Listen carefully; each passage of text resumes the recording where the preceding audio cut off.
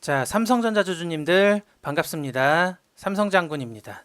우리 주주님들이 주말 같은 경우에 제가 이제 이번에 잘 쉬셨으면 좋겠다. 차트도 보시지 마시고 뉴스도 보시지 마시고 좀 휴식을 잘 취하셨으면 좋겠다.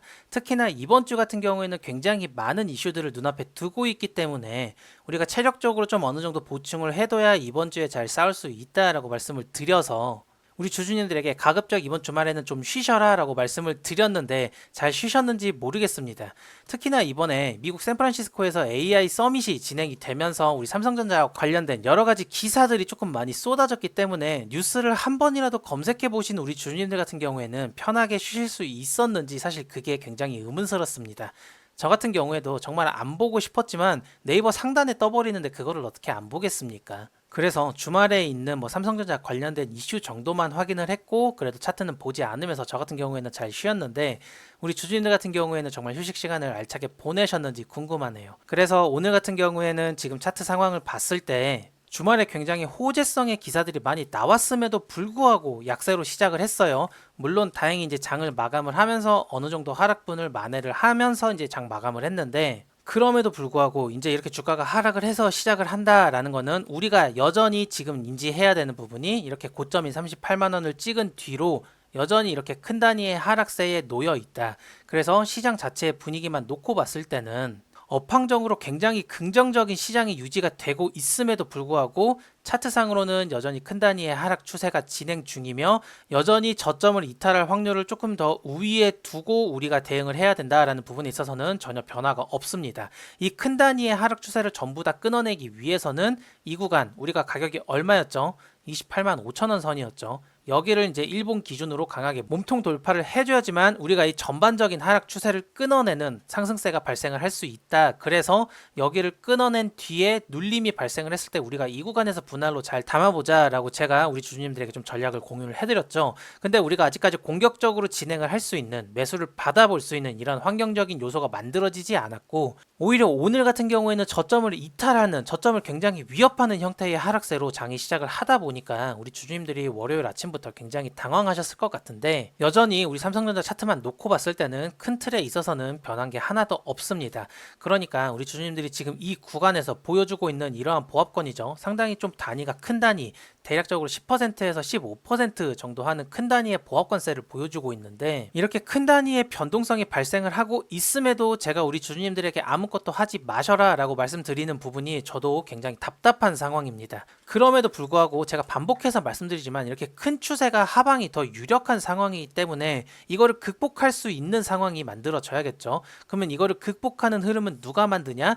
우리가 만들 수 있을까요? 절대 못 만듭니다. 우리가 아무리 돈을 쏟아부어도 전 재산을 부어도 이렇게 주가를 들어 올려서 중요한 구간을 추세를 돌파하는 이러한 캔들을 만들지 못합니다. 이거를 만들 수 있는 건 큰 자본력을 가지고 있는 외국인들이나 기관들이 만들 수 있기 때문에 궁극적으로는 이렇게 저점 부근에서 외국인들이나 기관들이 적극적으로 좀 매수를 해서 굉장히 빠르게 가격 전달을 이뤄내야만 가능하겠죠. 그러려면은 이 저점 구간에서 횡보를 하거나 아니면 유동성을 지속적으로 사냥을 하면서 물량을 확보하는 작업이 필수적으로 필요할 것이다 라고 차트적으로 볼 수 있겠고 그러면 그 거대 자본이 물량을 확보하는 데 있어서 첫 번째로 우리 개인들을 괴롭히는 건 가격적으로 괴롭히거나 아니면은 시간적으로 괴롭히거나 둘 중 하나일 확률이 높습니다.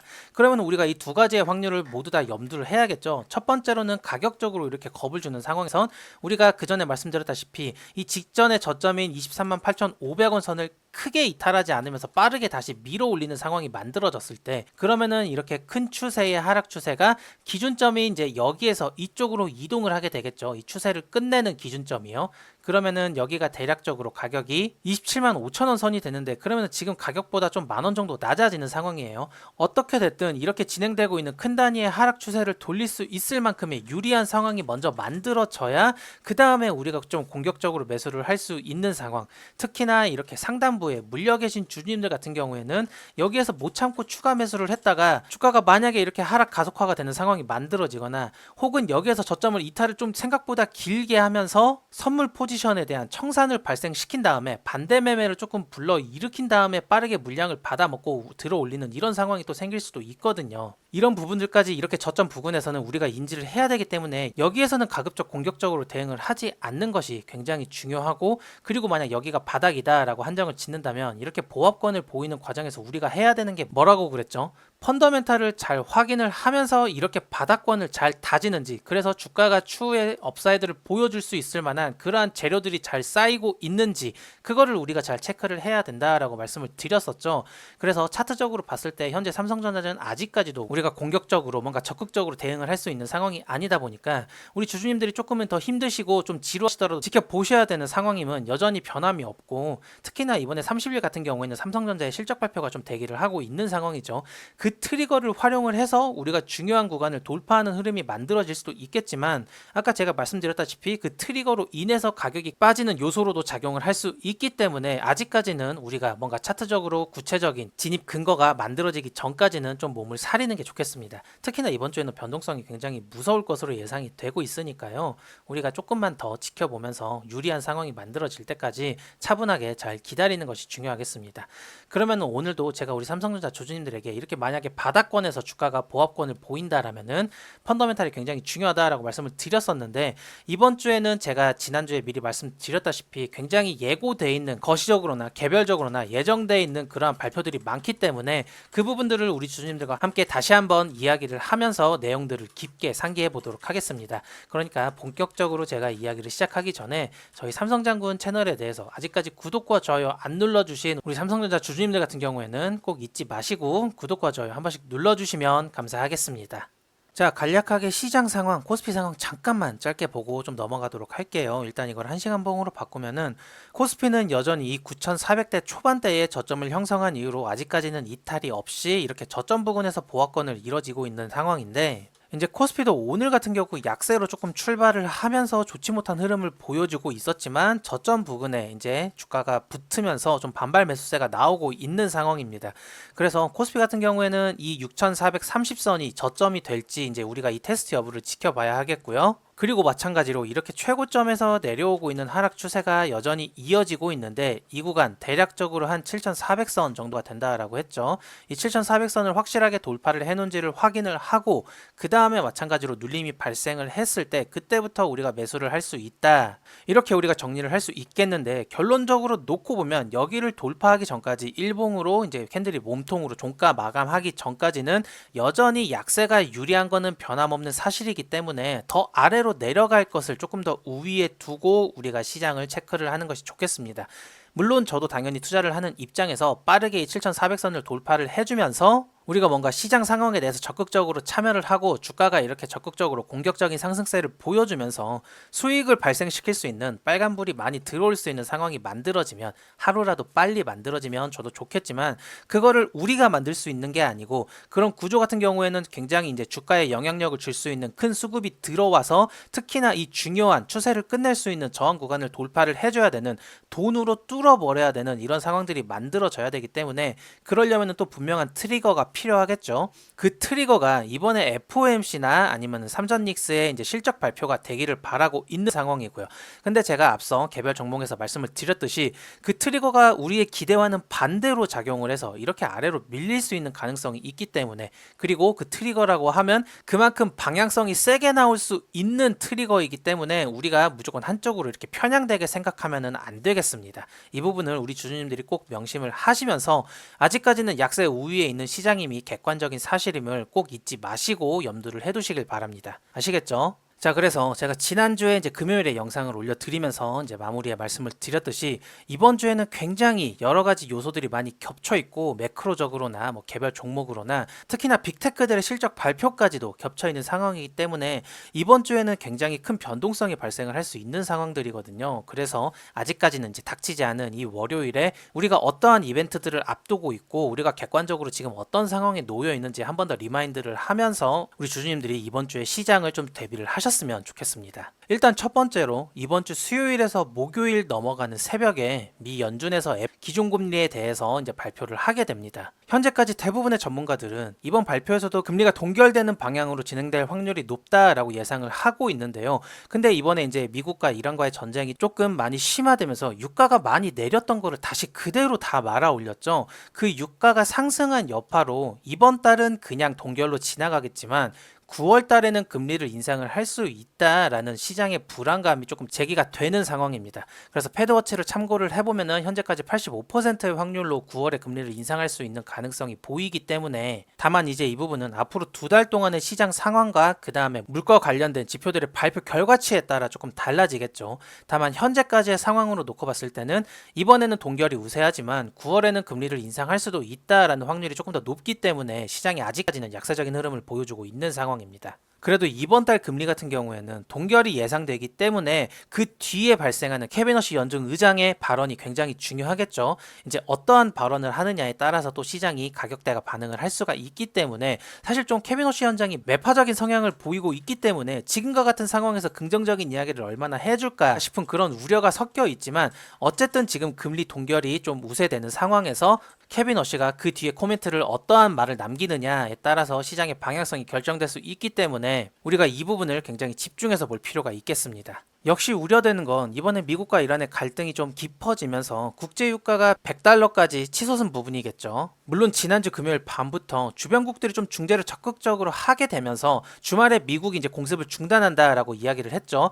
그 덕분에 유가가 현재는 조금 꺾이고 있는 상황입니다. 우리 주주님들도 잘 아시겠지만 유가가 높으면 그만큼 물가가 높아질 수밖에 없는데, 이제 유가가 꺾이면은 그만큼 물가가 상승할 수 있는 가능성이 그만큼 낮아지기 때문에 연준에서도 지금 금리에 대한 인상 가능성도 그만큼 낮아지겠죠. 그래서 유가가 1차적으로 안정이 되어야 연축에서도 긴축에 대한 뉘앙스를 띄울 수 있는 명분이 없어지기 때문에 유가는 지속적으로 내려가는 게 굉장히 중요하겠습니다. 특히 이번 주에는 미국 2분기 GDP 예비치와 그다음 PC 개인 소비 지출 물가지수죠. 이게 발표를 하게 되는데, 이 두 지표가 물가지표인 만큼 그만큼 금리에도 직접적으로 영향을 미치기 때문에 이것도 절대 소홀하게 볼 수 없는 상황입니다. 그래서 거시적으로 이번 주에 이런 큰 이벤트들이 뭉쳐있기 때문에 이번 주 같은 경우에는 우리 주주님들이 굉장히 포지션 사이즈에 대해서도 좀 고민을 많이 해보셔야 되고, 최대한 보수적인 스탠스로 시장에 접근하는 것이 중요하겠습니다. 변동성이 굉장히 클 것으로 예상이 되고 있기 때문에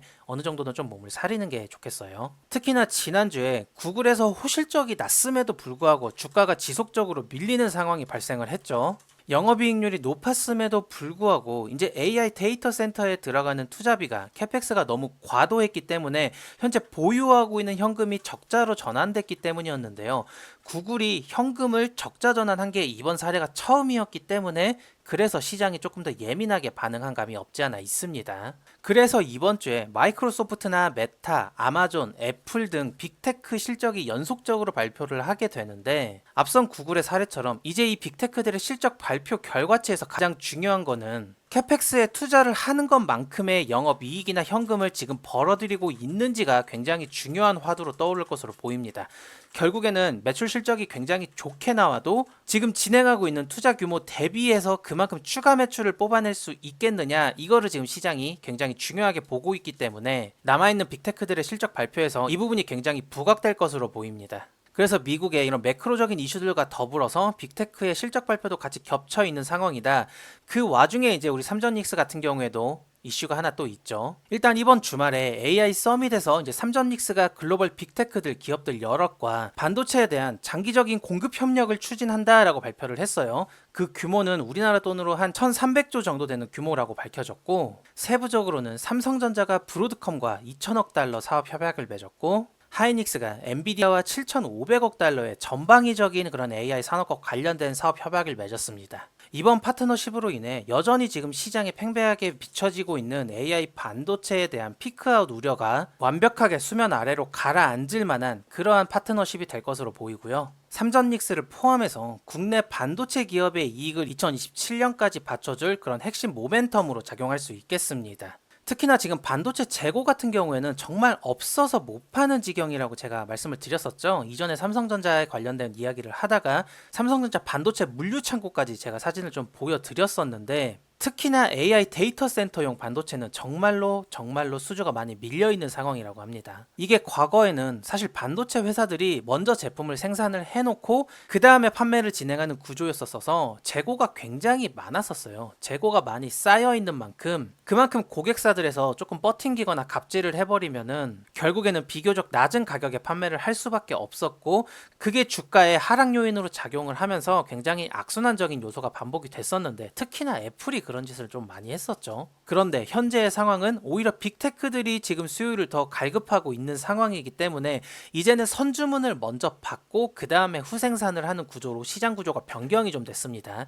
그러다 보니 삼전닉스가 굉장히 유리한 위치에서 매출을 발생시킬 수 있는 거겠죠. 특히나 골드만삭스에서 이번에 2030년까지 전 세계 데이터 센터의 전망치를 기존보다 30% 상향한다라는 리포트를 발표를 했는데요. 앞으로 AI 데이터 센터에 빅테크들이 투입하는 투자 자금을 이제 앞으로 8천조로 예상을 했고요. 여전히 지금 데이터 센터에서 활용을 할 수 있는 그러한 전기 공급량이 부족하기 때문에 데이터 센터를 건설하면서 그 옆에다가 자체적인 발전기까지 함께 건설하는 지경에 이르렀다고 합니다. 그래서 요즘에 원전 관련된 주식들이 조금 가격 반응을 하고 있죠. 이제 그에 따라서 데이터 센터를 임대하는 그 비용도 2021년 대비해서 현재 3배 이상 폭등한 상황이고, 앞으로는 더더욱이 데이터 센터에 대한 수요가 높아질 것이기 때문에 거기에서 발생하는 서버 임대비가 더 늘어날 것으로 전망을 하고 있었습니다. 특히 국내에서는 지금 정부 주도로 AX 대전환을 시도를 하고 있죠.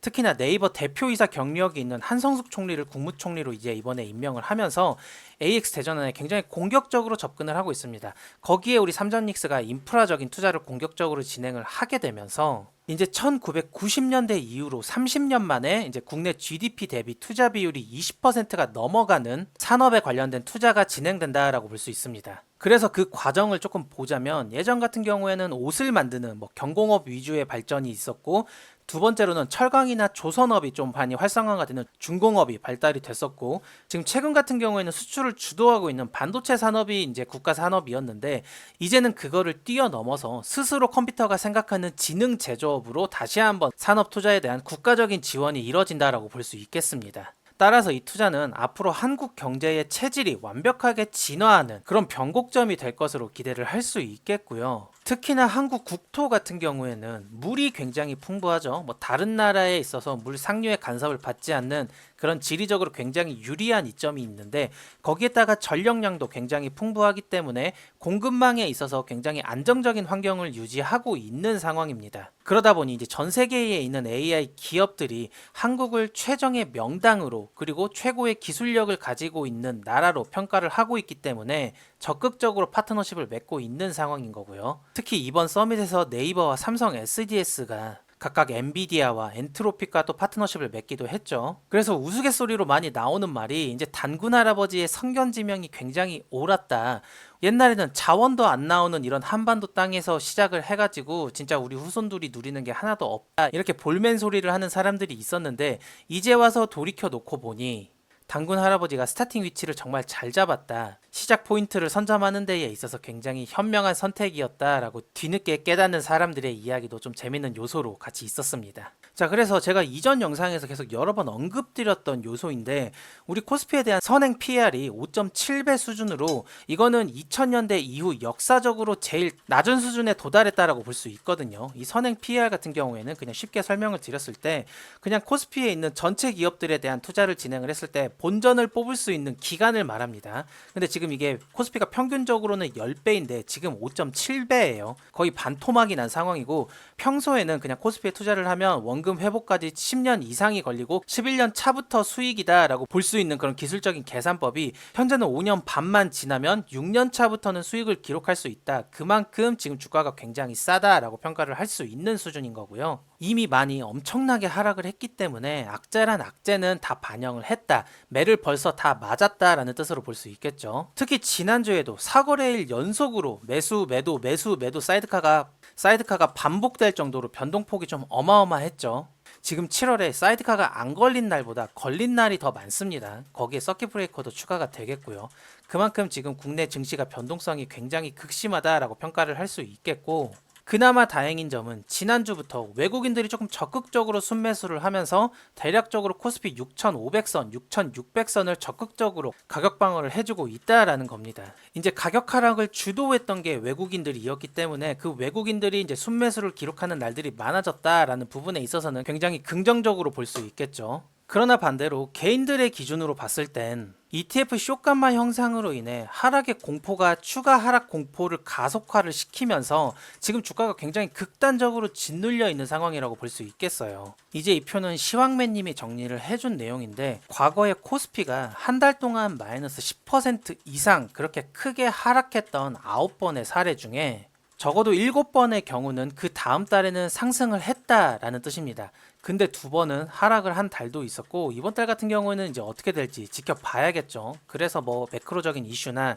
실적 발표가 굉장히 중요하겠습니다. 특히나 지금 코스피 차트를 월봉으로 봤을 때 석별형 캔들로 마감될 수 있는 가능성이 있기 때문에 이거를 굉장히 주의 깊게 봐야겠습니다. 자, 한번 차트를 보시면은 이렇게 차트 패턴이 만들어지는데, 앞서서 발생한 이런 양봉을 전부 다 이렇게 뒤덮어서 음봉으로 마감하는 형태, 이게 그리고 이렇게 고점 부근에서 발생하는 형태를 이걸 석별형 캔들 패턴이다 라고 이야기를 하는데, 이게 만약 차트 패턴이 유효하다라고 하면 이렇게 큰 폭으로 내려갈 수 있는 가능성이 열리기 때문에 최소한 직전 캔들의 꼬리 이상까지는 조금은 반등을 해준 채로 마감을 하는 게 중요하겠습니다. 대략적으로 한 7,400선 정도 되는데, 우리가 아까 차트를 보면서 이야기를 했던 일봉 추세를 돌리기 위한 그 가격 기준과 동의를 하죠. 이 구간이 7,400선 정도입니다.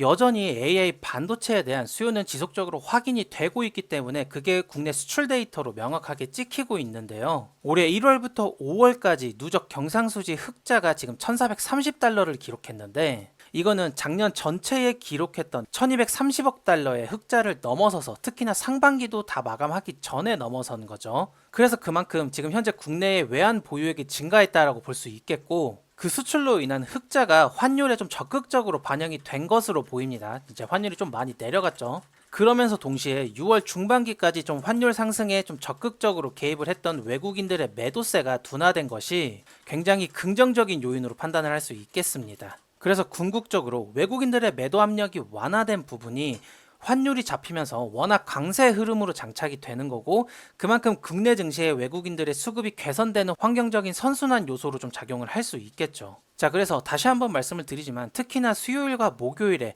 FOMC를 포함해서 빅테크 실적들, 특히 삼전 닉스의 실적이 다 겹쳐 있기 때문에 우리가 어마무시한 변동성을 야기시킬 수 있는 그러한 트리거를 앞두고 있다. 그렇기 때문에 좀 리스크 관리를 해야 되고 비중을 좀 낮출 필요가 있겠지만, 개인적으로는 그 방향성이 하방보다는 상방에 조금 더 우위에 있지 않나, 거시적으로나 차트적으로나 모든 요소들이 올라가는 게 자연스럽지 않나, 저는 이렇게 생각하고 있습니다. 그래서 우리가 그 변동성을 잘 활용을 한다라면은 분할 매수를 하면서 평단가를 조절을 하거나 비중을 좀 조절하면서 수익을 가져갈 수 있는 그러한 포지션을 잡아보는 게 유리하겠고, 특히나 제가 영상 초반에 제가 우리 주주님들에게 말씀을 드렸던 것처럼 고점에 물려있는 주주님들 같은 경우에는 구조가 먼저 돌아가는지, 큰 단위의 약세 흐름이 하락 추세가 끊어지는지 확인을 하는 게 더 먼저 중요하다라고 말씀을 드렸으니까, 이번 변동성을 활용해서 우리가 원하는 그러한 차트 구조가 만들어지는지 좀 우리가 적극적으로 지켜보는 것이 굉장히 중요하겠습니다.